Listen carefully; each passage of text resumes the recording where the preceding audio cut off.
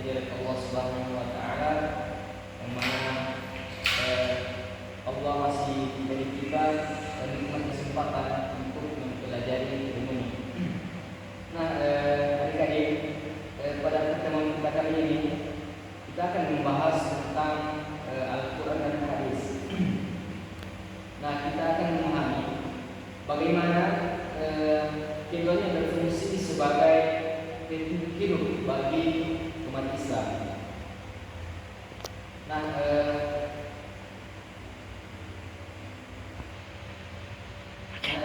adik-adik, siapa bisa memberitahu kepada Bapak apa itu Al-Quran dan Hadis?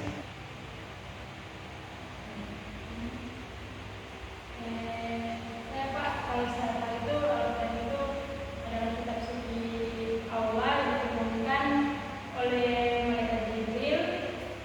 Kan itu kitab suci Al-Quran itu kan itu kitab yang menuju manusia itu ke jalan yang benar. Kalau hadis itu yang saya tahu Pak tentang hadis-hadis Nabi. Kami saudari adik ini.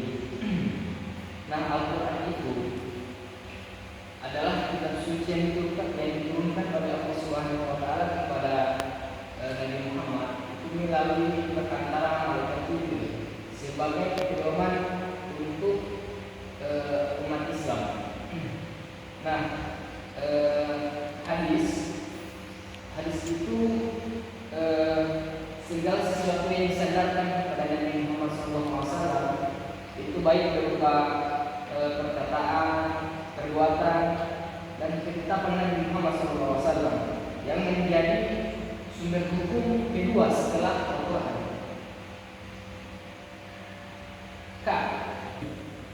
Nah, adik-adik, perlu kita ketahui bersama bahwa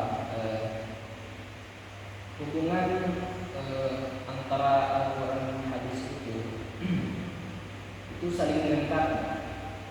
Nah, jika ada ayat dalam Al-Quran itu artinya ambillah zakat dari sebagian harta mereka dan untuk membersihkan dan mensucikan mereka. Quran surat At-Taubah. Nah, hadis itu menjelaskan yang baik perlu adik-adik ketahui bahwa hubungan antara Al-Quran dan hadis itu saling melengkapi.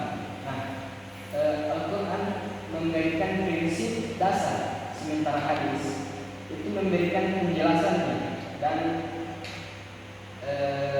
contoh dengan hadis seperti itu ya.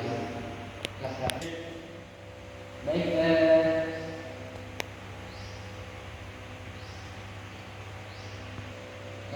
hubungan antara Al-Quran dan hadis itu saling melengkapi. Nah, Al-Quran itu memberikan prinsip dasar, sementara hadis itu memberikan penjelasan dan contoh penerapannya.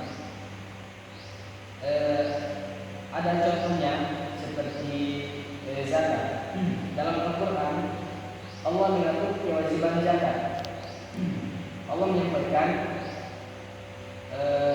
ambillah zakat dari sebagian harta mereka untuk membersihkan dan mensucikan mereka. Quran surat At-Taubah ayat 103. Nah, hadis menjelaskan siapa yang berhak menerima zakat. Nah, dalam hadisnya zakat itu adalah hak orang yang fakir, miskin, amil dan mereka yang bekerja untuk zakat. Hadis riwayat Muslim. Nah, penerapan dalam kehidupan sehari-hari, Al-Quran itu mengajarkan kita untuk berbicara dengan baik dan menjaga lisan. Seperti itu dikatakan bahwa dan katakanlah kepada hamba-hambaku yang beriman, hendaklah mereka mengucapkan perkataan yang baik. Quran surat Al-Isra ayat 53. Ya. Nah, penerapan Al-Quran dan hadis dalam kehidupan sehari-hari.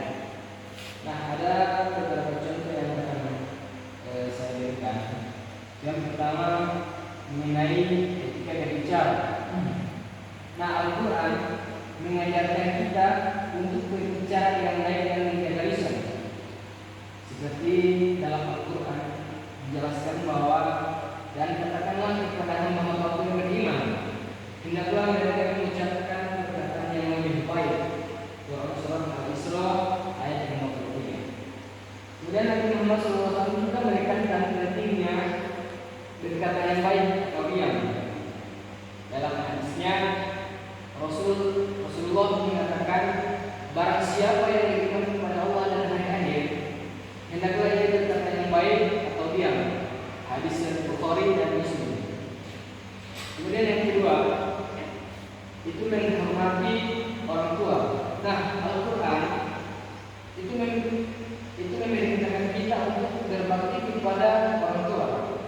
Dalam Al-Quran Allah menyatakan, dan kami perintahkan kepada manusia berbuat baik kepada kedua orang tuanya. Mengandungnya dengan sunnah Quran surat Al-Qur'an ayat 14. Kemudian ada juga hadis Nabi yang menyebutkan surga itu terletak di bawah telapak kaki. Hadis riwayat Ahmad. Nah, dari materi yang saya sampaikan, ada yang mau bertanya? Jelas. Baik. Karena sudah tidak ada yang mau bertanya,